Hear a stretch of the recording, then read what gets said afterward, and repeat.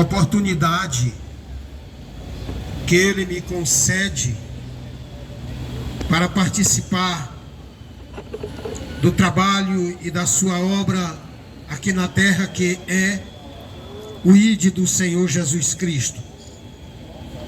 Antes, porém, queridos ouvintes, de trazer uma reflexão pautada na Bíblia Sagrada, eu quero fazer algumas breves considerações. Primeiro, nós, evangélicos, que neste momento nos encontramos aqui, e é bem perceptível por vós, nós de forma nenhuma queremos atrapalhar, queremos de maneira alguma, glória seja dada ao nome de Jesus, vir tão somente tirar o vosso lazer, o qual com certeza vós tivestes uma semana talvez muito dura, de muito trabalho, de labuta, pela tão honrada sobrevivência. E consequentemente vós estáis aqui porque aprove a Deus ceder o tempo de vida para que vós pudesse aproveitar este momento tão sublime de lazer. A nossa intenção não é desassossegar a vossa alma, mas pelo contrário, estamos aqui tão somente para trazer uma palavra de Deus ao seu coração. Este ato de trazer uma mensagem da parte de Deus é tão somente uma ordem imperativa, não é um pedido, é uma ordenança do Senhor Jesus Cristo, o qual Ele por boca e por escrito através do apóstolo Marcos, no capítulo de número 16 e versículo de número 15, a Bíblia nos diz que: ide por todo o mundo e pregai o evangelho a toda criatura. Aquele que crê será salvo, o que não crê será condenado. Por isso, queridos ouvintes, tenha certeza em vosso coração que o nosso intuito é, quem sabe, trazer um regozijo da parte de Deus para as vossas almas, através da explanação, da pregação, da soberana e poderosa palavra de Deus. E quero, nessa noite, usar como texto base para uma reflexão da palavra do Senhor, que está escrito no Evangelho segundo escreveu São João, capítulo de número 3, versículos de número 16 e também o versículo de número 17. Dois versículos, porém, que pautará a palavra de Deus explanada nesta noite. E segundo a tradução da minha Bíblia, está discorrido assim o texto sagrado. Capítulo de número 3 do Evangelho de João, versículo 16 e versículo 17. Porque Deus amou o mundo de tal maneira que deu o seu Filho unigênito, para que todo aquele que nele crê não pereça, mas tenha a vida eterna. Versículo 17. Porque Deus enviou o seu Filho ao mundo, não para que condenasse o mundo, mas para que o mundo fosse salvo por ele. Glória seja dada ao nome de Jesus. Eu quero comunicar também aos ouvintes, rapidamente, um tema para esta reflexão, que diz assim: a maior revolução. Glória seja dada ao nome de Jesus. Queridos e amados ouvintes da palavra do Senhor, no primeiro século, o qual era nos dias odiernos da vida de Cristo Jesus na terra, o mundo de então, daquela época, iria experimentar, iria ver com seus próprios olhos a maior revolução que aconteceria em todos os tempos na humanidade. Quando eu falo de revolução, queridos ouvintes, eu não quero aqui dizer que é uma revolução bélica, uma revolução armada. Eu não falo aqui de uma revolução o qual nações se guerreiam.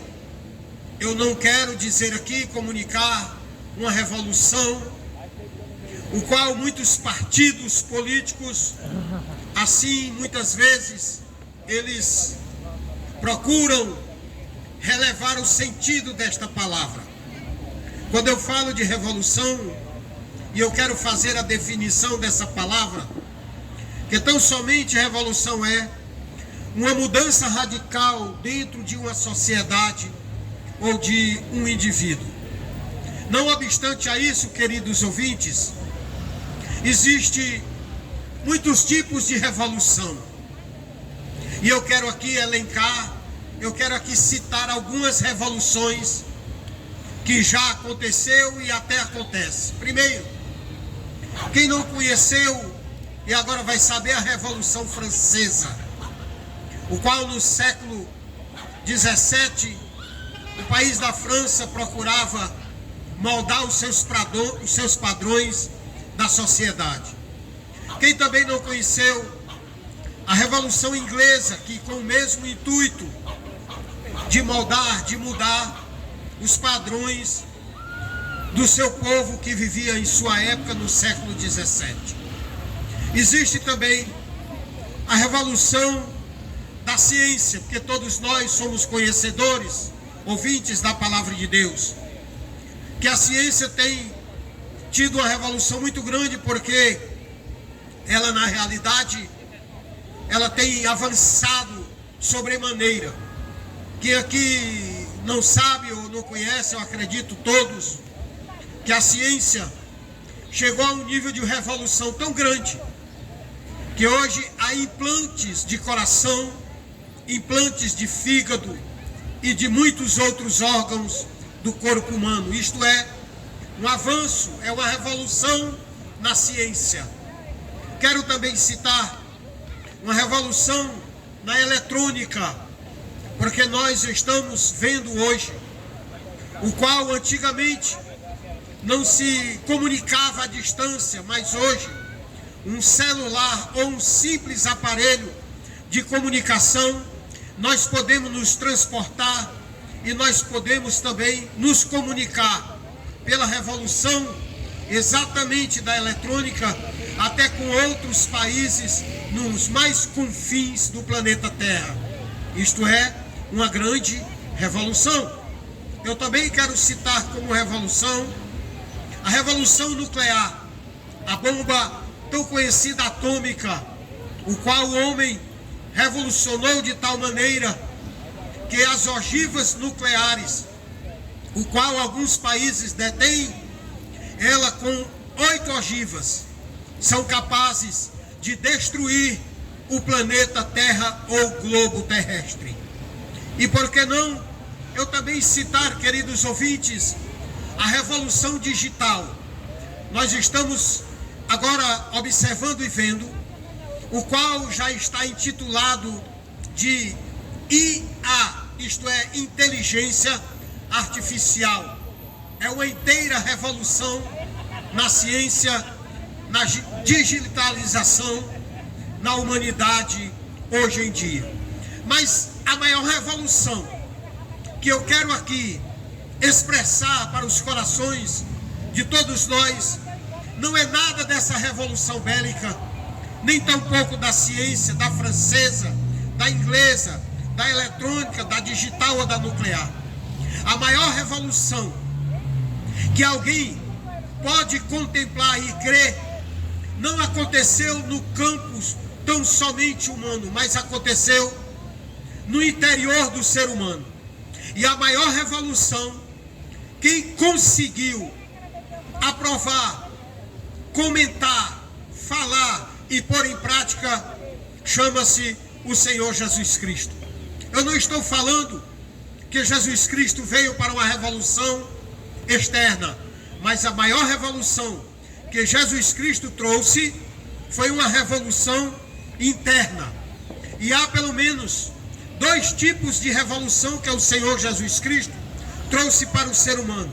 Eu estou falando numa revolução do coração. Jesus Cristo trouxe uma revolução na alma, uma revolução interna, uma revolução no coração, nos sentimentos. E eu quero aqui citar pelo menos dois tipos de revolução que Jesus Cristo trouxe.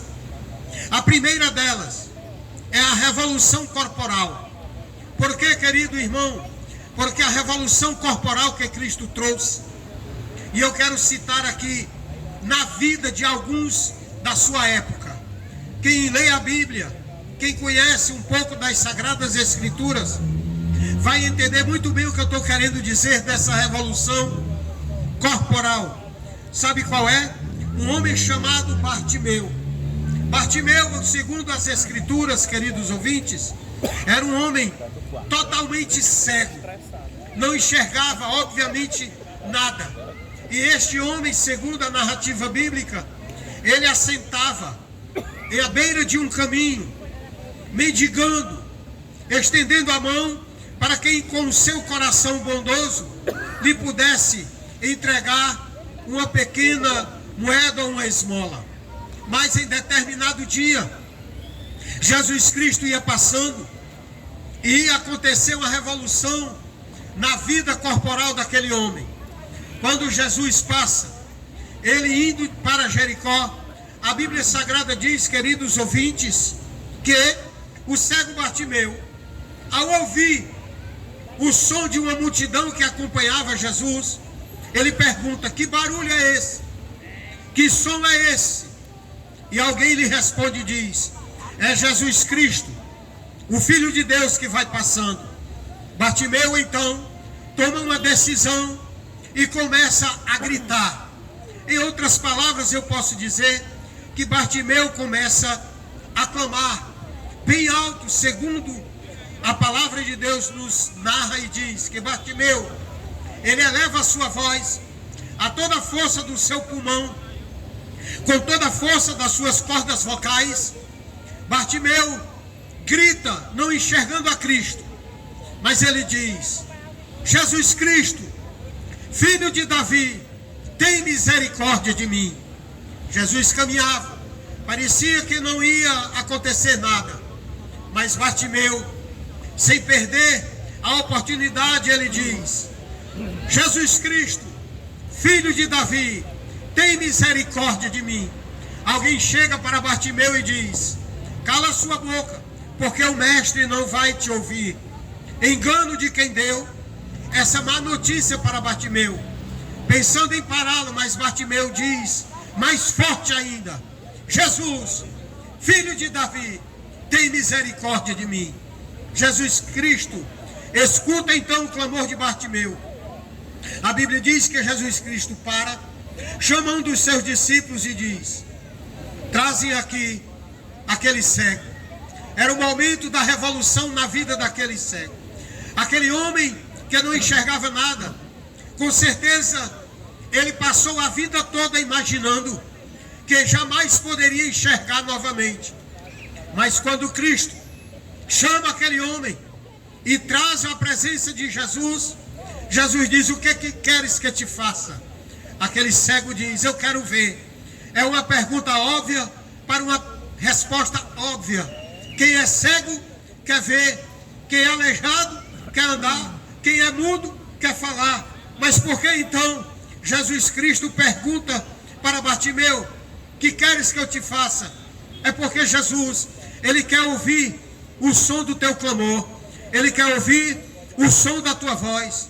E naquele instante, Bartimeu diz: Senhor, eu quero ver. Jesus Cristo diz: eu também quero que tu vejas. Então vê. A Bíblia diz, queridos ouvintes, que aconteceu a maior revolução na vida de Bartimeu.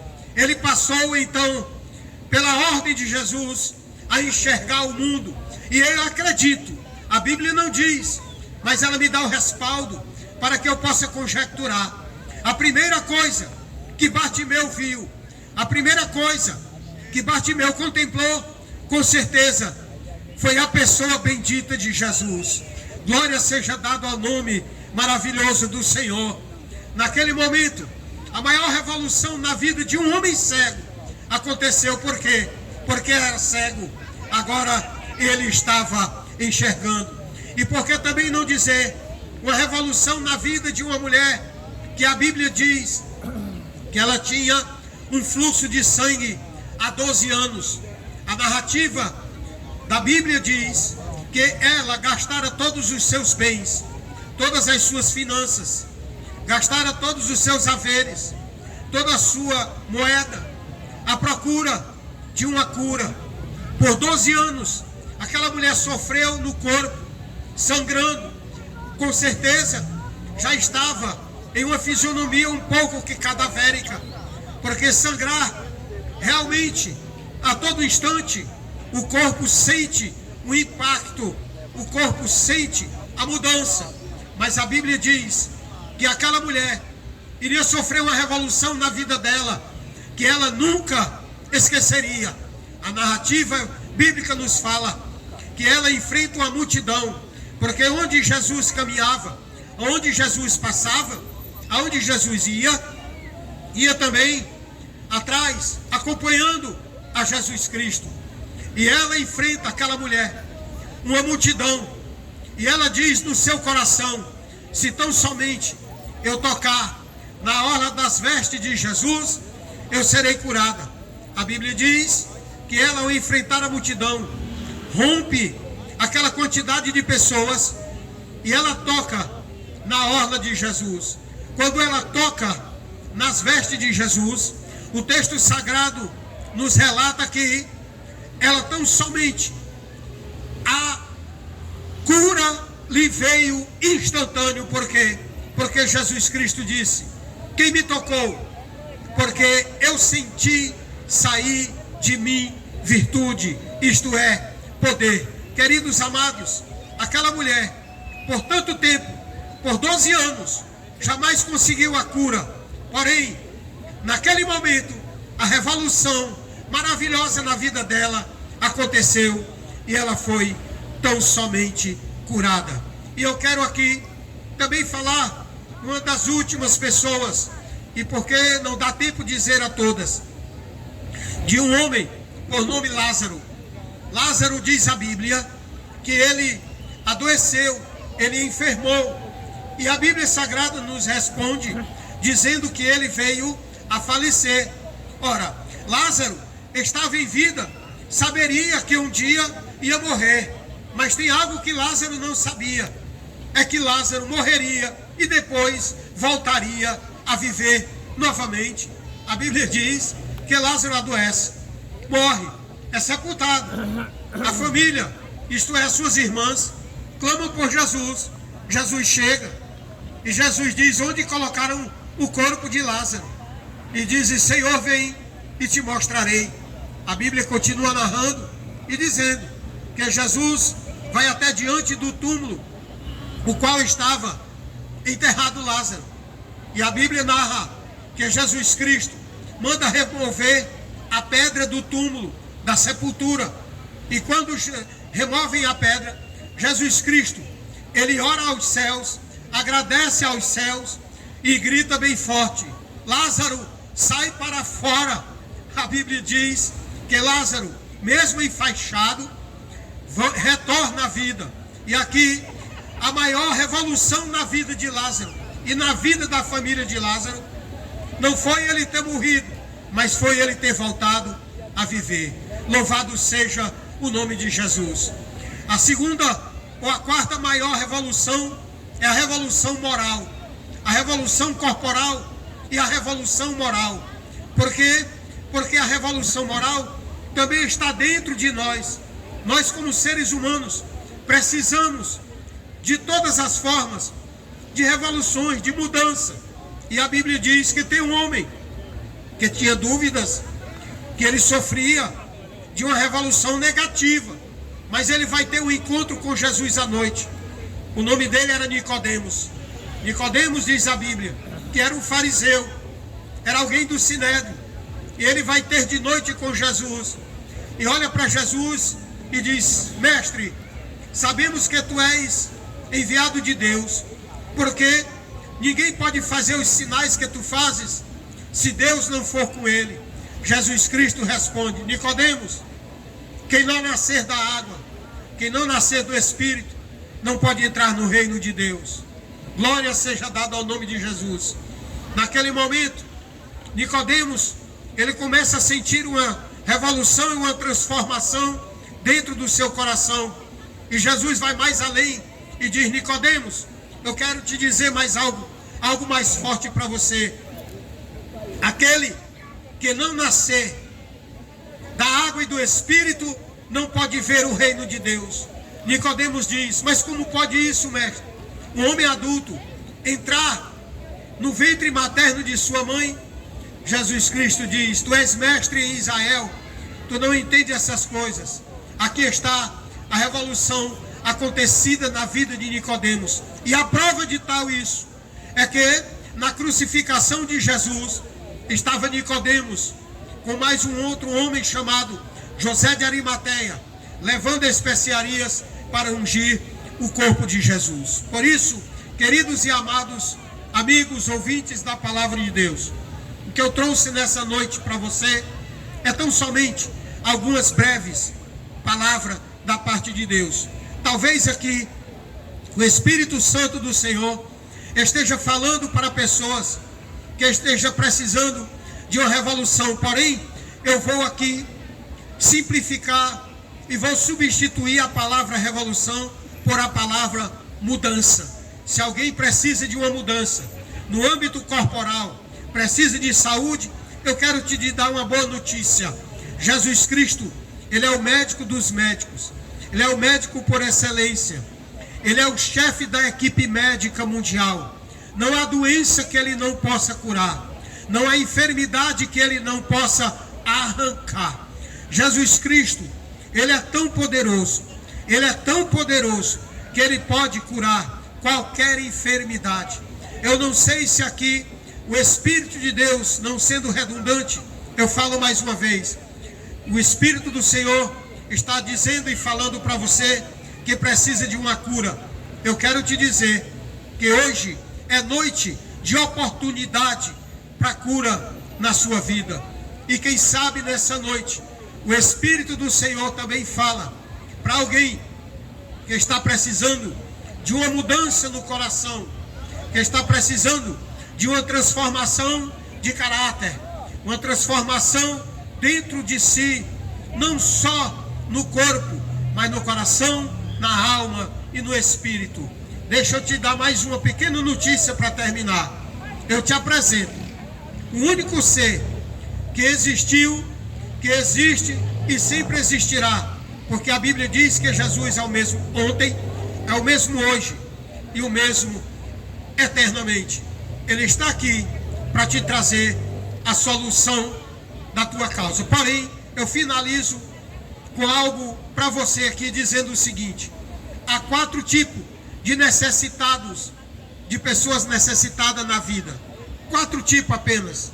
Deixa eu te dizer aqui: há o pobre pobre, há o pobre rico, o rico pobre e o rico rico. O pobre pobre é aquele que não tem saúde. O pobre pobre é aquele que não tem paz. O pobre pobre é aquele que é miserável. O pobre pobre é aquele que não tem nada. Nem ele tem no corpo, nem tem paz, nem tem saúde aqui na terra. E o pior de tudo, ele é pobre pobre porque não tem nada aqui e não tem nada no céu. O pobre rico, ele é pobre aqui, mas ele é rico no céu. Ele muitas vezes não tem muita coisa aqui, ele não tem riqueza, ele não tem herança, ele não tem carro, ele não tem fazenda. Muitas vezes, o pobre rico, ele não tem uma Hilux, ele não tem um comércio, ele não tem uma conta bancária gorda, mas tem um detalhe, ele tem um tesouro guardado para ele no céu. Ele é pobre aqui, mas ele é rico no céu. O rico é aquele que ele é rico aqui, ele é rico no céu. Ele é rico aqui não só de riqueza material, mas ele é rico da graça de Deus. Ele é rico da paz do Senhor. Ele é rico da benevolência do céu. Ele é rico da verdadeira misericórdia do Senhor. E além de tudo isso, ele é rico na glória também. Agora deixa eu te falar. Eu falei do pobre pobre, do pobre rico e do rico rico. Mas eu quero falar do rico pobre. O rico pobre, sabe qual é? É aquele que ele é rico aqui. Ele tem fazenda, ele tem carro, ele tem estrutura, ele tem comércio, ele tem anel de formatura no dedo. O rico pobre, ele tem tudo aqui. Ele se banqueteia, ele tem dinheiro para gastar, ele tem finança para esnobar, ele tem uma fazenda, ele tem uma mansão, ele tem jet ski, ele tem talvez até um jatinho. Mas tem um detalhe, ele é rico aqui, mas ele não tem Deus no coração. Então ele é um rico pobre. Ele não tem nada de Deus, ele não tem a bênção de Deus. Ele aqui, quando gastar tudo que ele tem, ele vai ser enterrado, vai ser levado para a sepultura e com certeza enterrado, repito. Mas tem uma coisa, quando passar desta vida, que ele for tentar a riqueza lá em cima, ele não vai ter. Sabe por quê? Porque ele não quis Deus, porque ele não quis uma mudança, nenhuma revolução em sua vida. Por isso, meus queridos e amados irmãos, eu quero te dizer nessa noite, finalizando, Jesus causou a maior revolução, e eu quero te provar, terminando e dizendo, ele causou a revolução e uma mudança na minha vida. Eu era cachaceiro, eu não sou mais. Eu bebia, não bebo mais. Me prostituía, não me prostituo mais. Eu farreava, não farreo mais. Eu sou rico aqui, sou rico lá. Eu sou rico lá e sou rico aqui, porque eu sou cheio da graça e do perdão de Deus. Mas agora deixa eu te falar, para terminar. Você quer ser rico aqui, mas não venha querer ser rico de dinheiro. Venha querer ser rico da misericórdia e da paz do Senhor na tua vida. Aqui eu vejo irmãos, aqui eu vejo irmãs que receberam a riqueza de Deus e recebem também a riqueza de Deus aqui. Mas o melhor de tudo não é o que estás recebendo aqui, é o que você vai receber lá. Porque lá você vai ser 2 vezes rico. Você vai receber uma coroa, vai receber essa coroa e ela tem pedrinhas de brilhantes na sua coroa. E o melhor de tudo, a tua riqueza é tão grande lá, que o teu nome vai estar lá ou já está lá, e com certeza está. E quando chega lá, Jesus vai chamar e dizer, vinde benditos de meu Pai, e você vai ter o nome mudado. Por quê? Porque a revolução que Deus causa, Ele muda até o nosso nome, pois a Bíblia diz que ao chegarmos lá, o meu nome que é Célio, não será mais Célio. Eu não sei qual é, mas não importa. O que importa é que hoje eu sou rico aqui da graça de Deus e sou rico lá, porque eu tenho meu nome escrito no livro da vida. Se você quer uma revolução na sua vida, se você quer uma mudança na sua vida, eu te digo, e finalizando, vem para o Senhor Jesus Cristo. Ele é o único que pode causar. Deixa eu te falar, Napoleão Bonaparte não pode causar uma mudança na tua vida. O governador Trump não pode causar uma mudança na tua vida. De forma nenhuma, Lula não pode causar uma mudança na tua vida. Bolsonaro não pode causar uma mudança na tua vida. Nenhum rei, nenhuma rainha, nenhum governante, nem prefeito, nem governador, nem imperador, nem príncipe, nem princesa podem causar mudança radical e espiritual na vida do ser humano. Só quem pode causar uma revolução e uma mudança no coração do ser humano, o nome dele é Jesus Cristo de Nazaré, o Filho de Deus. Eu agradeço a oportunidade.